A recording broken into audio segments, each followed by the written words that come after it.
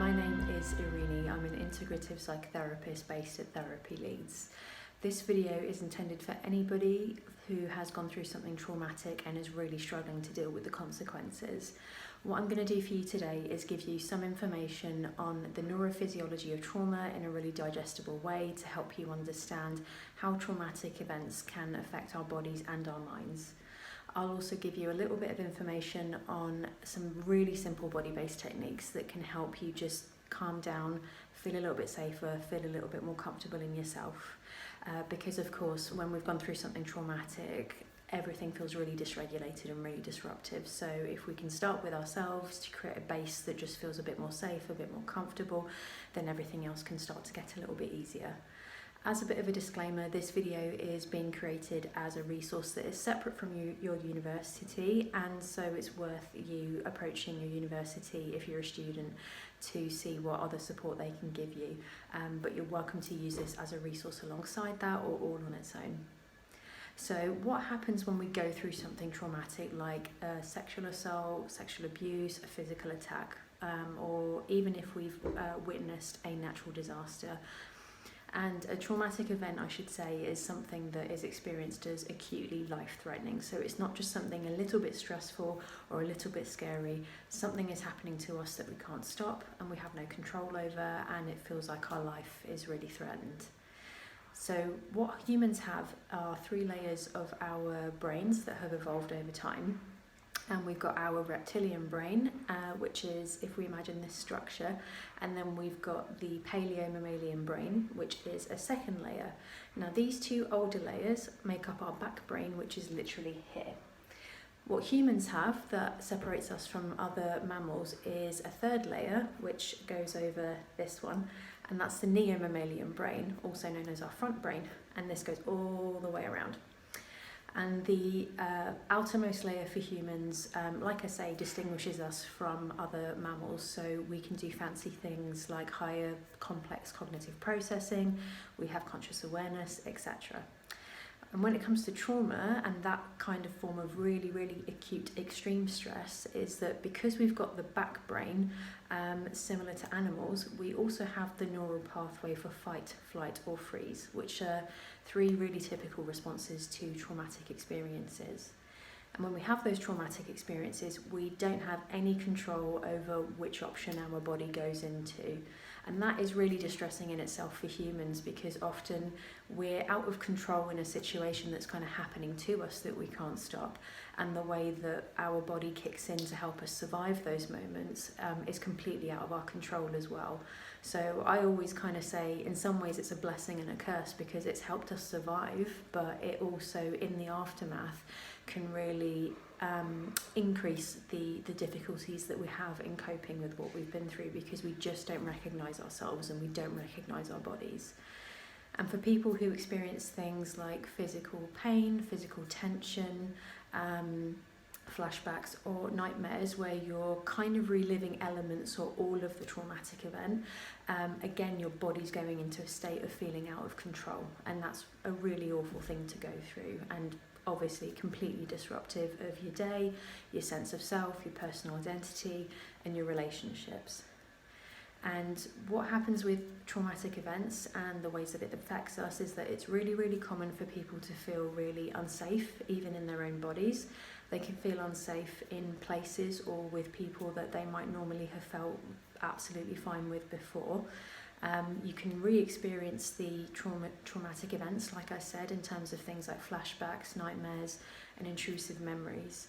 And what's really common as well is that as a result of this, people obviously don't want to re-experience what happened and go through that really traumatic time again.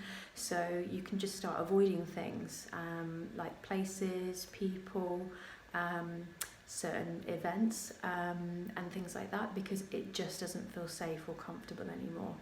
So we can really see in some ways how the domino effect of a traumatic event can affect somebody in so many ways for even a really, really long time after it's happened. So what can we do about traumatic stress?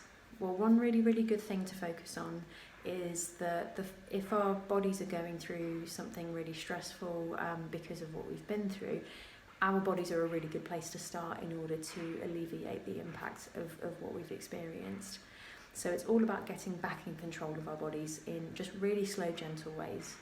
My advice is to try these techniques that apply to you at times when you feel a little bit calmer.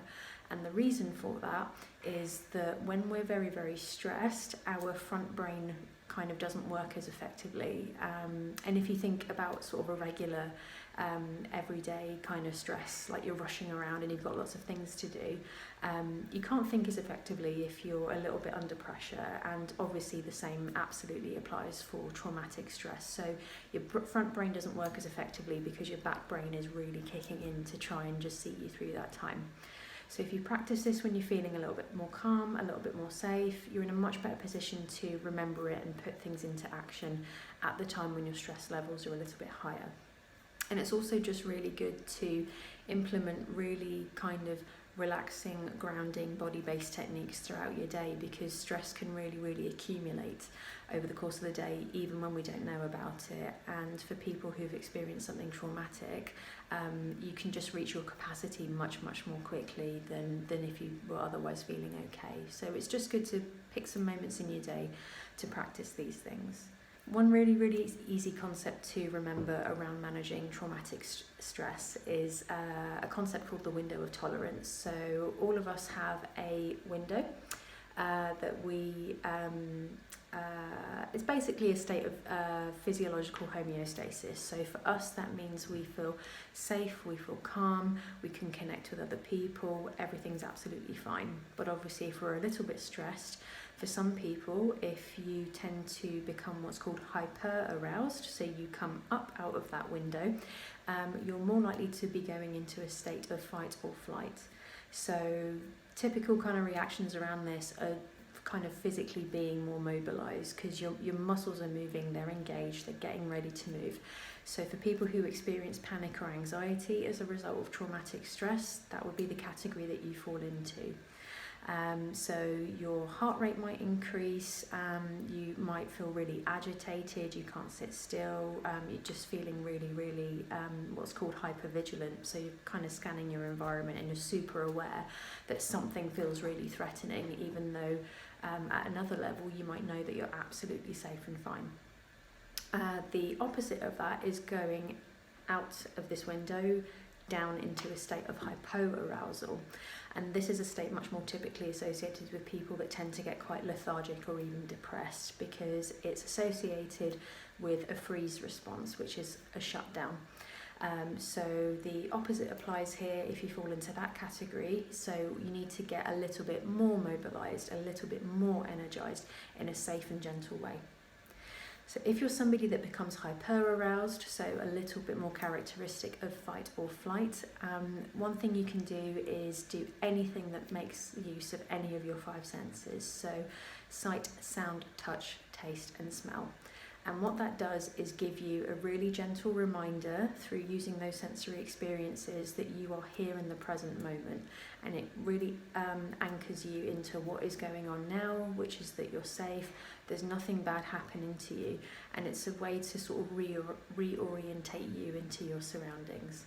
And you can create a little toolkit around this as well of things that are quite tactile that you can physically grab, or even make a list.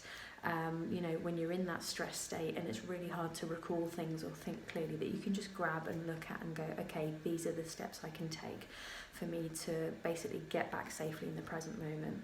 So examples can be holding a hot drink, because a temperature change, or even a very cold drink, because a temperature change that you can physically feel and hold is quite helpful in focusing in on that moment and that sensation. Equally, when you drink that drink, you're kind of taking something in, you're tasting something, and you can focus on that as well. One really good technique if you're feeling quite unsafe from a sort of breathing based perspective makes use of something called your vagus nerve, which is the largest nerve in the body, and it starts at your brainstem and goes all the way down your spine, reaches into all of your organs. So it's part of the full body response that we can have if we've gone through a traumatic experience.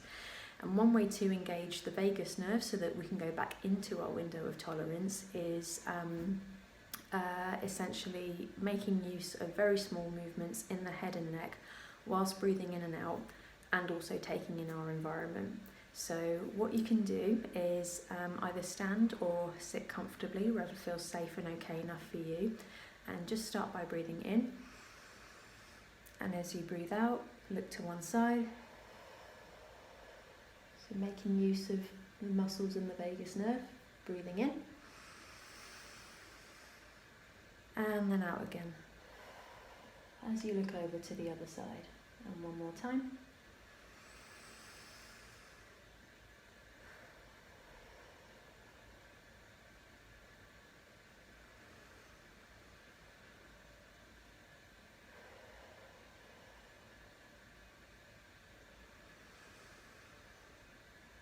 And you can just do that really gently and really slowly at your own pace. And like I say, it stimulates the vagus nerve because you're moving your head and your neck. And it encourages you to go back into your window of tolerance. It also makes you physically take in your environment through sight. So you're kind of essentially looking around and going, okay, there's nothing bad in my environment. I don't need to be hypervigilant. I don't need to be scared. I don't need to be terrified. I can start calming down.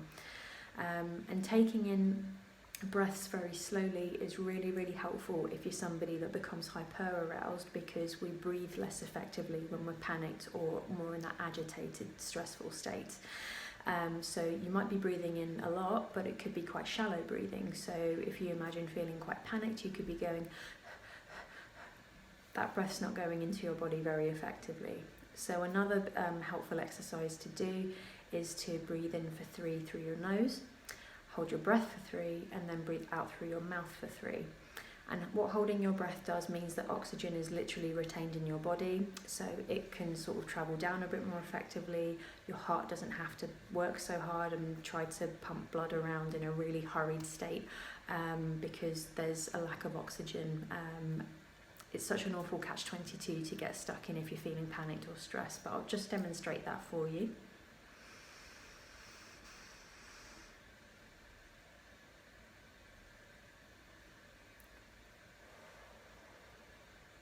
And one more time.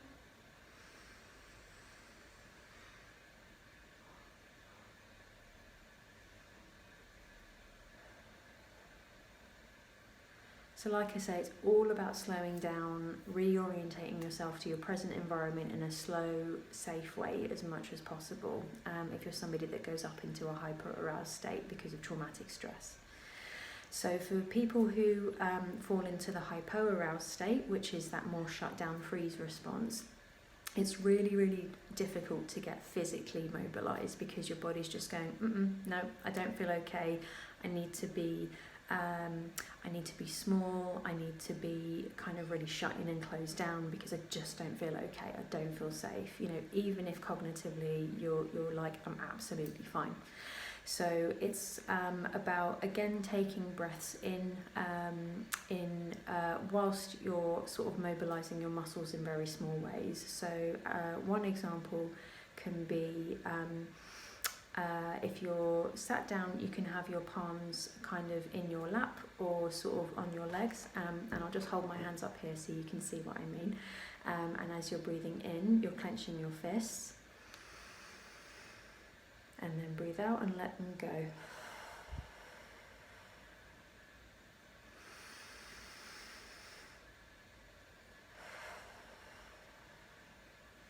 And when you're squeezing in, like really, really squeeze in there, dig your fingers into the palms of your hands as best you can. You can actually do this with your feet as well if that feels a bit more safer and a bit more comfortable for you. And I would suggest doing that for maybe 20-30 seconds and building on that to do it as much as you need to. And what that does is, like I say, starts to really mobilise our muscles in very small ways.